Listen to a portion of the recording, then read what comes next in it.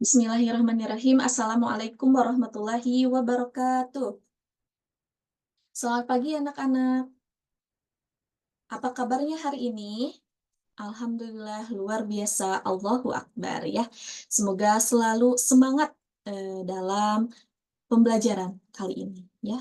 Hari ini ialah pembelajaran sejarah ya. Silakan dibuka buku paketnya, buku sejarahnya, dan siapkan mejanya, jangan sampai berantakan ya. Oke, sebelum ke pembelajaran, silakan kepada ketua kelas untuk memimpin doa hari ini. Berdoa dimulai ya. Amin ya rabbal alamin. Semoga pembelajaran hari ini diberikan kelancaran ya. Amin. Oke, di sini ada yang masih ingat pembelajaran sejarah kemarin? Ya, betul sekali ya. Kemarin kita telah mempelajari teori-teori masuk dan berkembangnya agama dan kebudayaan Hindu-Buddha di Indonesia ya. Ada apa saja teori-teorinya? Ya, betul sekali ya. Ada teori Waisya, teori Ksatria, teori Brahmana, dan ada teori arus balik ya. Semoga masih tahu ya, tidak lupa pembelajaran hari kemarin. Oke.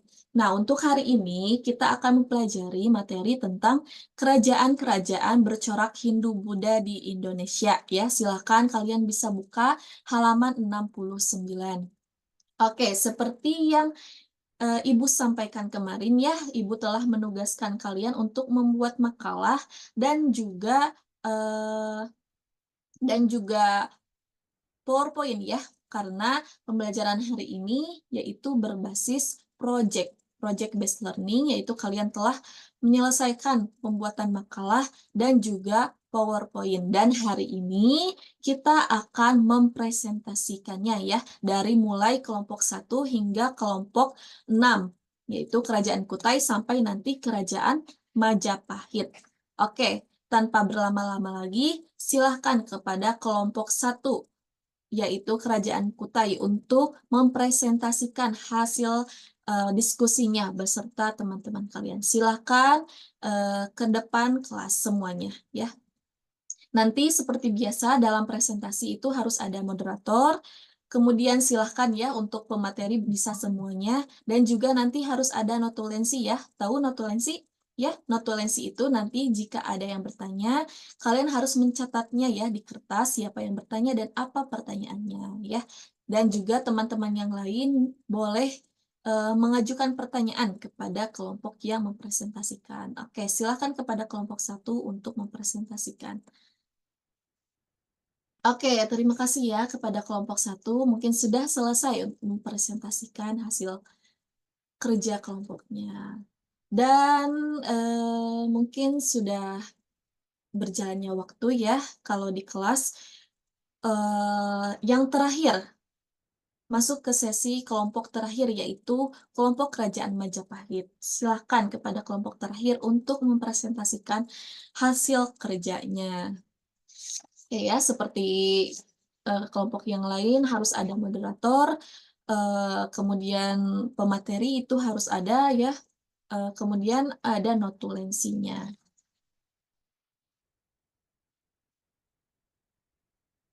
Oke ya, alhamdulillah, tepuk tangan semuanya untuk kita semua.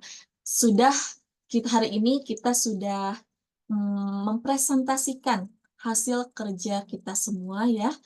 Setiap kelompok sudah mempresentasikan hasil kerjanya mengenai materi kerajaan-kerajaan Hindu-Buddha di Indonesia. Oke, berhubung waktu hari ini sudah menunjukkan setengah 9 ya, sudah 2 jam pelajaran. Kita sambung dan Ibu akan memperjelas materi mengenai kerajaan-kerajaan ini di minggu depan ya, karena materi hari ini berbasis proyek, maka tidak cukup dalam satu pertemuan. Dan insya Allah Ibu akan menjelaskannya di minggu depan ya. Terima kasih semuanya untuk hari ini. Semoga tetap semangat dalam belajar ya. Sampai jumpa di minggu depan. Wassalamualaikum warahmatullahi wabarakatuh. Oke, baik. Assalamualaikum warahmatullahi wabarakatuh. Jumpa lagi ya bersama Ibu dalam pembelajaran sejarah dalam 90 menit ke depan ya. Kita akan belajar dalam 90 menit ke depan. Eh, Kemarin kita sudah menyelesaikan presentasi 6 kelompok ya mengenai kerajaan-kerajaan Hindu-Buddha di Indonesia. Nah, namun sebelum ke pematerian, Ibu akan absen terlebih dahulu ya. Oke, dari 34 siswa hadir semua ya. Alhamdulillahirrabbilalamin. Sebelum ke pembelajaran, alangkah baiknya kita berdoa terlebih dahulu. Silakan kepada ketua kelas untuk memimpin doa pada hari ini. Amin ya rabbal alamin. Semoga pembelajaran hari ini diberikan kelancaran ya. Amin. Oke, seperti yang Ibu katakan kemarin, ya untuk hari ini kita akan memperdalam mengenai materi kerajaan-kerajaan Hindu-Buddha di Indonesia. Nah, Ibu akan menampilkan PPT-nya terlebih dahulu ya.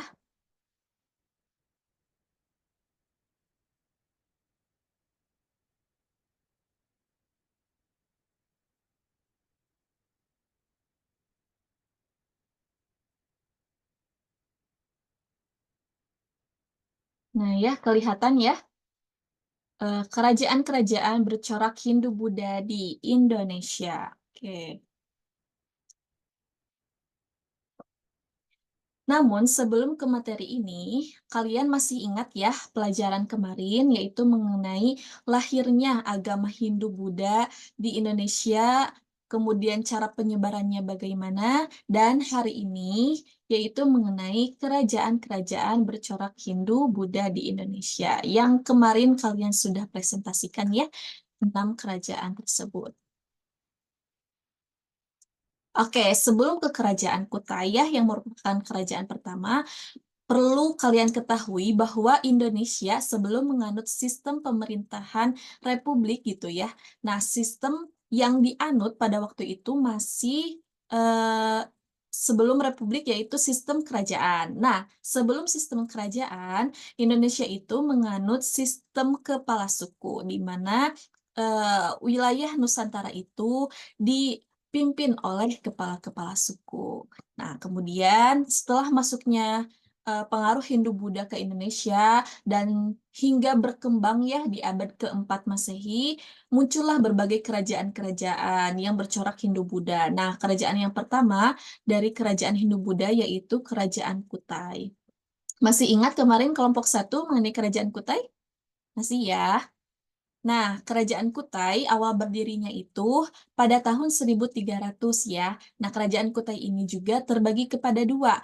Ibaratkan seperti kabupaten-kabupaten ya, kabupaten yang sebelah sini dan kabupaten sebelah situ ya. Nah, jadi Kerajaan Kutai ini ada dua. Yang pertama ada Kerajaan Martadipura yang telah kemarin kalian jelaskan, yang raja-rajanya yang pertama itu ada Kudungga, Asmawarman, dan juga Mulawarman. Namun di sini Ibu akan menjelaskan mengenai Kerajaan Kutai yang Kertanegaranya ya.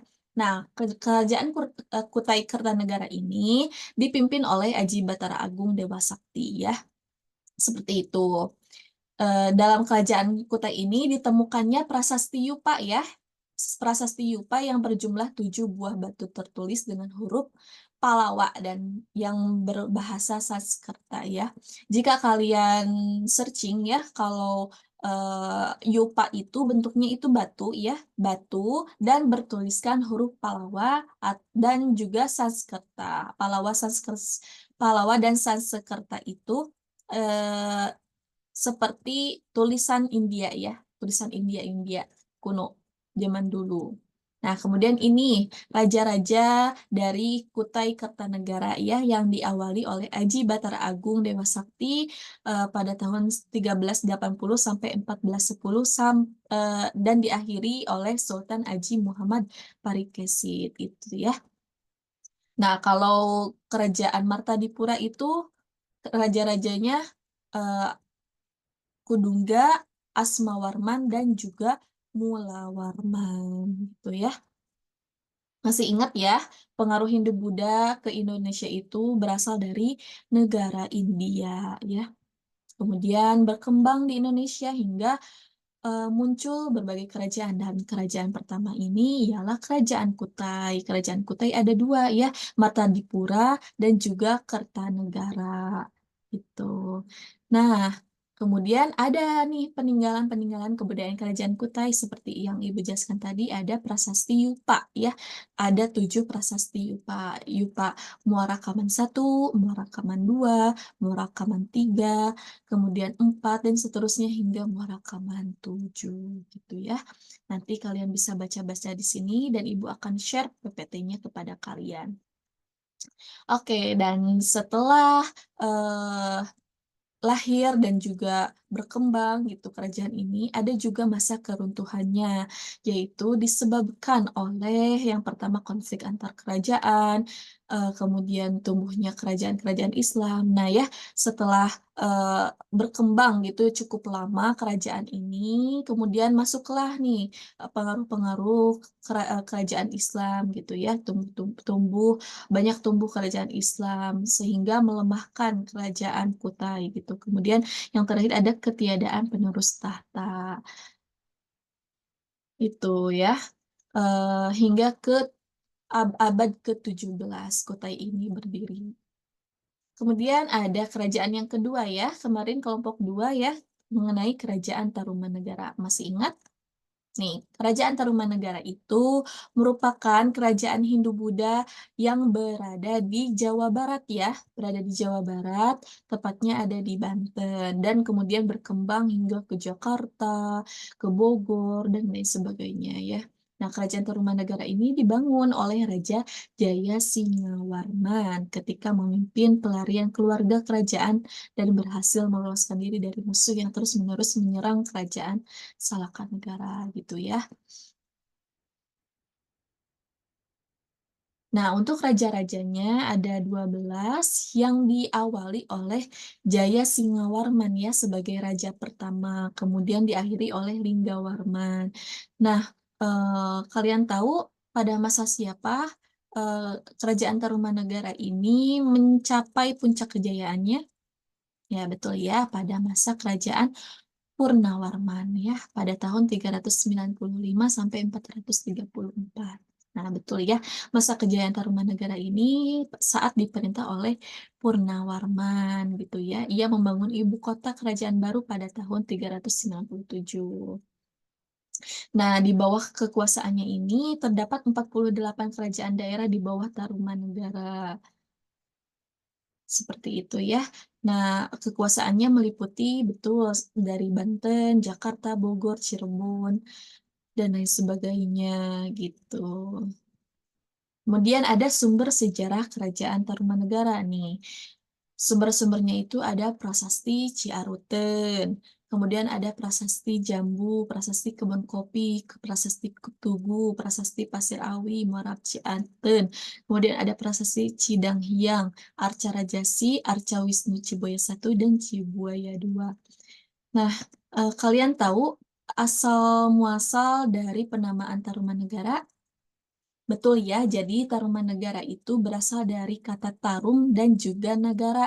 Tarum itu berasal dari Sungai Citarum ya, karena kerajaan ini terletak dekat dengan Sungai Citarum.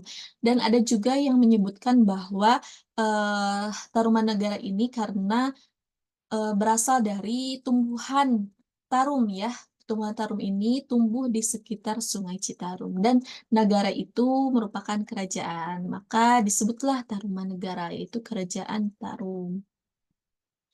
Seperti itu ya kerajaan kedua ini. Nah, ada ya, tadi kan ada sumber prasasti ya, Arca dan juga prasasti gitu. Nah, sumber lain ada Fahyen, dinasti Soyu dan dinasti Tang Muda. Kemudian ada keruntuhannya nih. Keruntuhannya itu karena kerajaan ini kan kerajaan Sunda ya, yang berdekatan dengan kerajaan Sunda gitu. Nah, kerajaan yang lain kemudian, kerajaan lain yang bernama Kerajaan Galuh itu memutuskan untuk berpisah dari Kerajaan Sunda, awal mulanya seperti itu. Kemudian akhirnya wilayah bekas Kerajaan Tarumanegara dibagi menjadi 2. Nah, keruntuhan ini disebabkan atau terjadi pada, kekuasaan Linggawarman ya, raja terakhir dari Kerajaan Tarumanegara.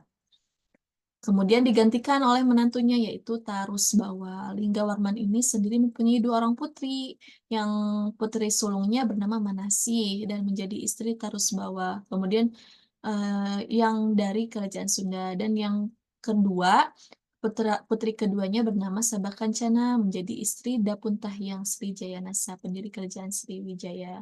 Nah, Kerajaan Tarumanegara ini diberikan kepada Tarusbawa gitu ya. Kemudian adalah perpecahan antara Kerajaan Sunda dan juga Kerajaan Galuh sehingga Tarumanegara ini mengalami kelemahannya dan ditaklukkan oleh Dapuntahyang Salendra yaitu Raja Sriwijaya dari Kedah seperti itu. Kemudian ada Kerajaan Sriwijaya yang ketiga.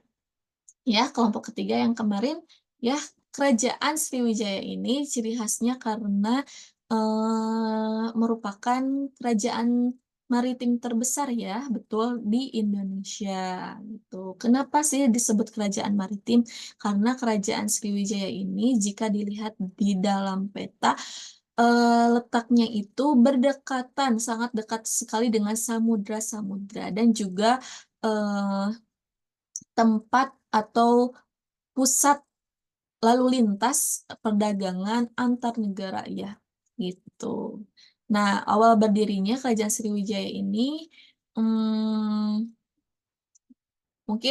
kerajaan ini bercorak Buddha ya, berdiri sekitar abad ke-7 Masehi, yang dibuktikan dari bangunan dan arca Wisnu yang ditemukan.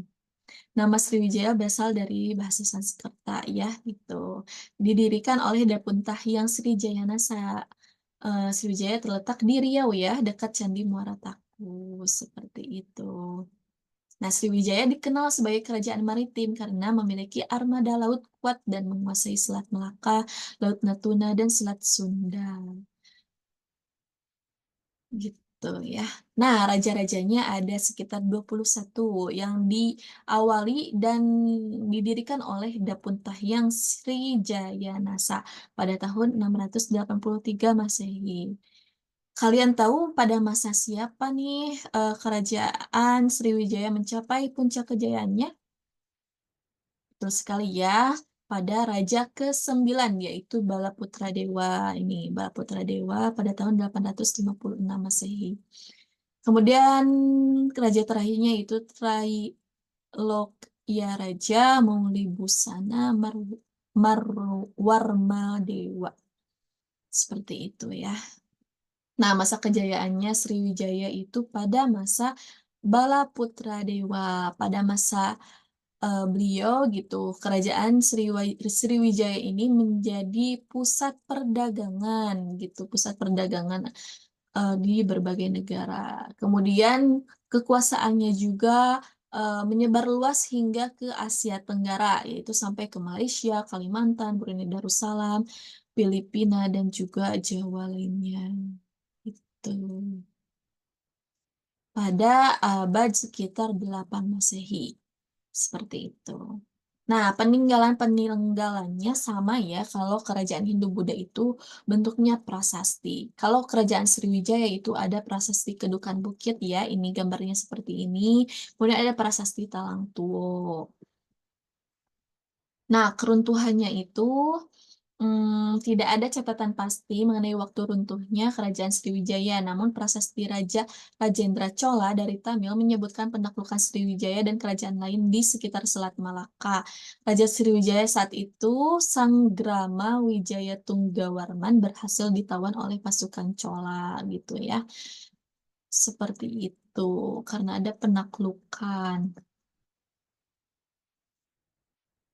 Nah, kemudian yang keempat adalah Kerajaan Mataram Kuno. Ya, Kerajaan Mataram Kuno ini terletak di Jawa Tengah dan kemudian berpindah ke Jawa Timur dikarenakan bencana alam gitu ya, seperti yang kalian presentasikan kemarin ya, betul karena penyebab perpindahan ke Jawa Timur ini karena bencana alam. Gitu. Nah, awal berdirinya Kerajaan Mataram kuno ini terletak di pedalaman Jawa Tengah ya, di aliran Sungai Bodowonto dan berdiri pada abad ke-8.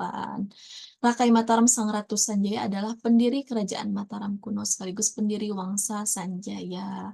Nah, Mataram perlu kalian ketahui juga Mataram kuno ini ada dinasti Sanjaya yang bercorak Hindu dan dinasti Sailendra yang bercorak Buddha gitu. Dan ada juga yang menyebutkan ada dinasti Isyana. Seperti itu ya. Hmm. Nah, raja-rajanya pada periode Jawa Tengah itu diawali oleh Rakai Mataram Sang Datu Sanjaya dan diakhiri oleh Rakai Sumbadiyah Wawa hingga tahun 924 Masehi. Kemudian pada periode Jawa Timur ada Hino Sri Isana atau Empu Sindok, kemudian Sri Lokapala dan Ratu Sri Isana Tunggawijaya, kemudian ada Makutha Wangsawardana dan Dharma Wangsa Teguh.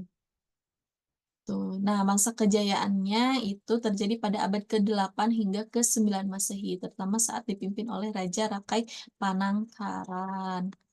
Gitu ya. Nah, peninggalan dari kerajaan.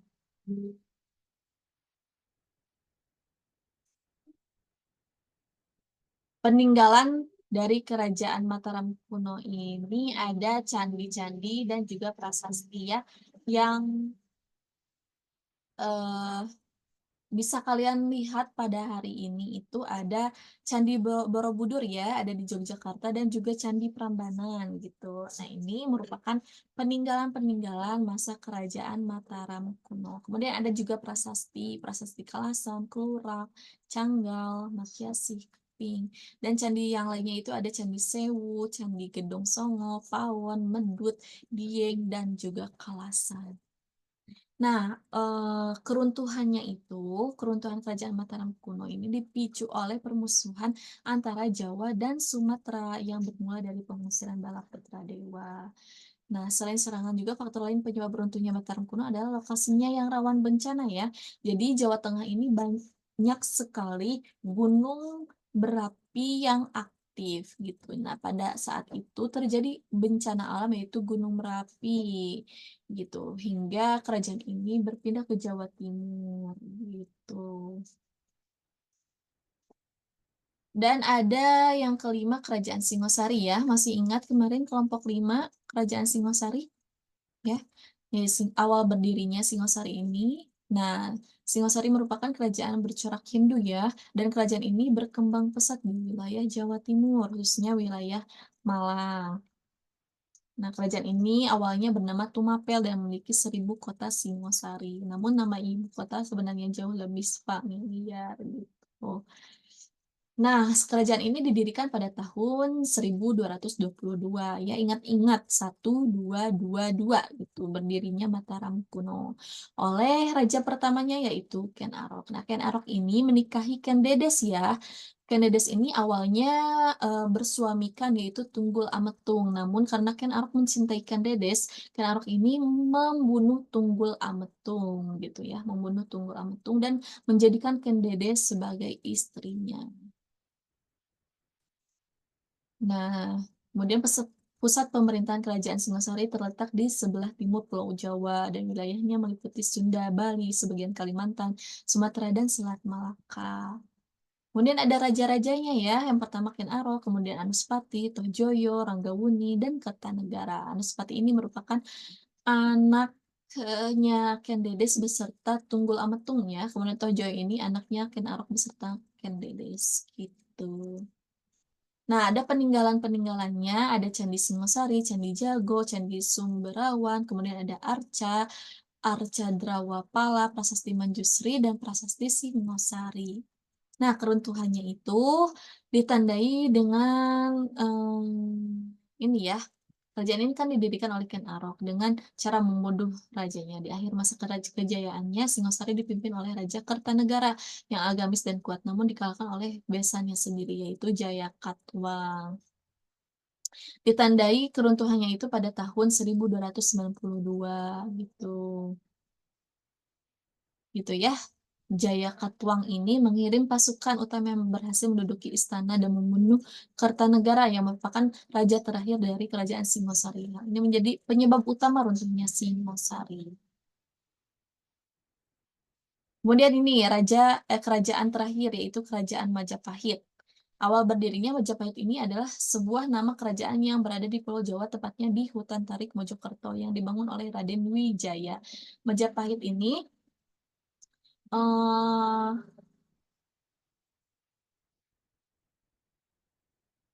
berasal dari buah maja ya yang rasanya pahit, maka dinamakan kerajaan ini yaitu Kerajaan Majapahit. Itu didirikan oleh Raden Wijaya.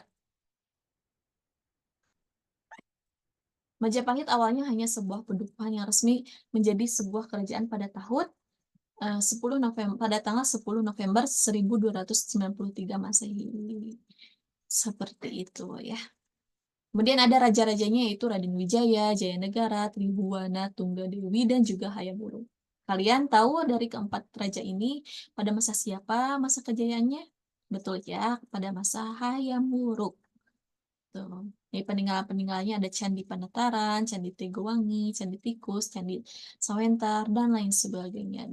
Ada juga ya Kitab Sutasoma, Pararaton, dan juga Negara Kertagama gitu. Nah, keruntuhannya. Nah, sebelum keruntuhannya, jadi Majapahit ini identik dengan peristiwa itu ya, perang Bubat ya, seperti yang kalian jelaskan kemarin ya, betul sekali perang Bubat ini antara kerajaan Sunda dan juga kerajaan Jawa gitu ya. Hingga saat ini ada mitos orang Jawa itu eh, tidak diperbolehkan menikah dengan orang Sunda gitu ya. Awal mulanya dari peristiwa ini nih, dari peristiwa Hayam Wuruk ya, yang awal mulanya ingin menikahi Kendedes, bukan Kendedes, Dyah Pitaloka dari kerajaan Sunda. Namun setelah Dyah Pitaloka ya dan iringan pernikahannya eh, menuju ke kerajaan Majapahit ya untuk menikah. Namun di tengah perjalanan nih si Gajah Mada ini sebagai patih Majapahit malah menyerang kerajaan Sunda di perjalanan. Maka kerajaan Sunda ini ya Dyah Pitaloka dan rajanya merasa dikecewakan ya, merasa dihianati oleh kerajaan Majapahit sehingga terjadilah peperangan seperti ini dan kerajaan Sunda itu mengalami kekalahan karena Dyah Pitaloka tidak ingin apa ya, tidak eh, tidak ingin dipermalukan dan juga tidak mau diserahkan ke kerajaan Majapahit, maka Dyah Pitaloka bunuh diri gitu ya. Seperti itu peristiwa identik yaitu Perang Bubat ya. Nah, Hayam Wuruk dan Gajah Mada ini merupakan dua tokoh besar yang menjadi pilar kekuatan kerajaan ya. Gajah Mada ini selalu memimpin pasukan ya saat berperang pada masa-masa raja-raja sebelumnya ya, ada di masa Raja Jayanegara dan Tribhuwana. Nah, Gajah Mada ini diangkat sebagai patih Majapahit itu, dan Hayam Wuruk dan Gajah Mada ini merupakan dua tokoh besar yang menjadi pilar kekuatan ya. Pada masa Hayam Wuruk juga Majapahit mencapai kejayaannya gitu. Namun setelah eh, ketiadaan atau tidak adanya Hayam Wuruk dan juga Gajah Mada nih ya, setelah kematian Hayam Wuruk dan Gajah Mada, Majapahit mengalami krisis kepemimpinan. Jadi setelah masa kejayaan langsung nih tidak ada Hayam Wuruk dan Gajah Mada, maka kerajaan ini melemah gitu. Seperti itu ya. Nah, udah terima kasih. Alhamdulillah ya materi mengenai kerajaan-kerajaan Hindu ini telah selesai. Semoga dapat dipahami ya oleh kita semua. Dan untuk eh, memperkuat materi hari ini dan pengetahuan kalian mengenai kerajaan-kerajaan Hindu-Buddha, Ibu akan memberikan LKPD ya. LKPD ini berbentuk teka-teki silang. Gitu. Nanti kalian harus mengisi soal-soal di dalamnya, kalian ikuti perintahnya ya, ada nomor-nomornya dan kemudian ada soal berbentuk horizontal dan juga vertikal atau tegak lurus. Silakan dipahami pertanyaan-pertanyaannya dan isi di kotak-kotak ini ya, di kotak-kotak teka-teki silang. Nanti kalau sudah dikumpulkan, Ibu beri waktu selama 20 menit pengerjaan. Silahkan untuk dikerjakan.